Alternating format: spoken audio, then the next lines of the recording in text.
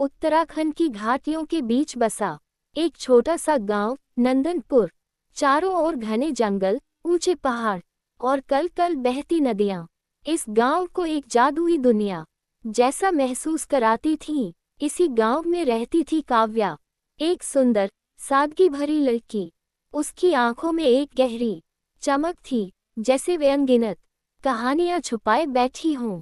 काव्या का जीवन साधारण था, लेकिन एक रात कुछ ऐसा हुआ जिसने उसकी जिंदगी को हमेशा के लिए बदल दिया।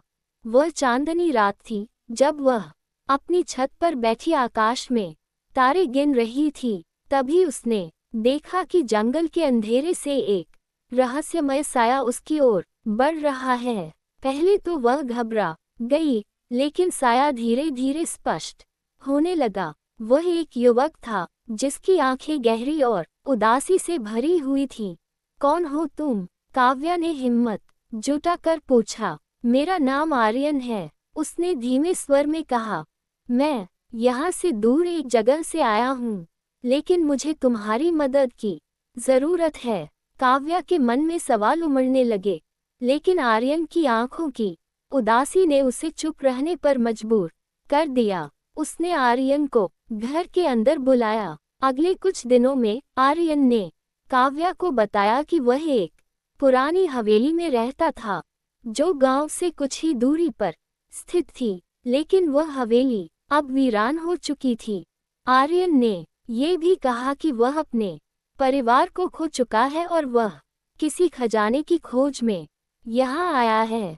काव्या को आर्यन के शब्दों पर विश्वास तो हुआ, लेकिन उसका व्यवहार कभी कभी अजीब लगता। वह अक्सर रात को गायब हो जाता और सुबह तक वापस आता। काव्या ने एक दिन हिम्मत जुटाकर आर्यन का पीछा किया। वह उसे जंगल के भीतर एक प्राचीन मंदिर के पास ले गया, जहां आर्यन कुछ मंत्र पढ़ रहा था।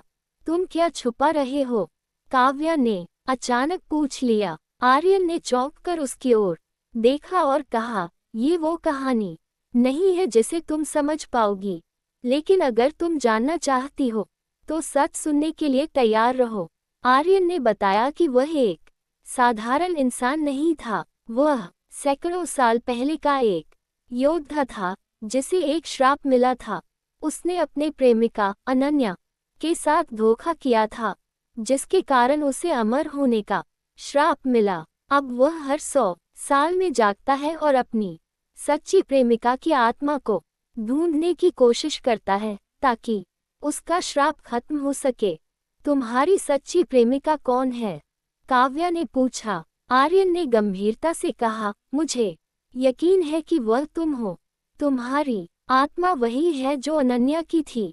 काव्या ये सुनकर हक्का बक्का रह गई। उसने कभी कल्पना भी नहीं की थी कि उसके जीवन में ऐसा मोड़ आएगा। आर्यन ने काव्या से कहा कि श्राप को खत्म करने के लिए उसे अपना जीवन त्यागना होगा। काव्या के सामने अब एक कठिन निर्णय था। वह आर्यन से प्यार करने लगी थी, लेकिन वह नहीं जानती थी कि यह बलिदान देना सही होगा या नहीं। एक रात जब चांद अपनी पूरी रोशनी बिखेर रहा था, काव्या ने निर्णय लिया। उसने आर्यन से कहा, अगर मेरा जीवन तुम्हारे श्राप को खत्म कर सकता है तो मैं इसके लिए तैयार हूँ। आर्यन ने काव्या को रोका, लेकिन काव्या ने मंदिर में जाकर मंत्रों का पाठ शुरू कर दिया। जैसे ही उसने अंतिम मंत्र पढ़ा, मंदिर के भीतर एक चमकदार रोशनी फैल गई। आर्यन का शरीर धीरे धीरे गायब होने लगा। काव्या, तुमने मुझे मुक्त कर दिया। आर्यन की आवाज गूंज रही थी। उद्धरण चिन्ह, लेकिन तुम्हारे इस बलिदान को मैं कभी नहीं भूलूंगा। अगली सुबह गांव वाले काव्या को मंदिर के पास बेहोश पाए। जब वह होश में आई तो उसने महसूस किया कि उसकी यादों में आर्यन का चेहरा धुंधला हो चुका था। वह जानती थी कि उसने कुछ खो दिया है, लेकिन उसके दिल में एक अजीब सी शांति थी।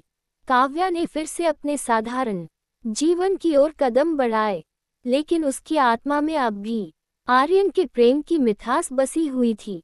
और इस तरह एक श्राप और एक प्रेम कहानी ने समय के बंधन को पार कर एक नए अध्याय की शुरुआत की।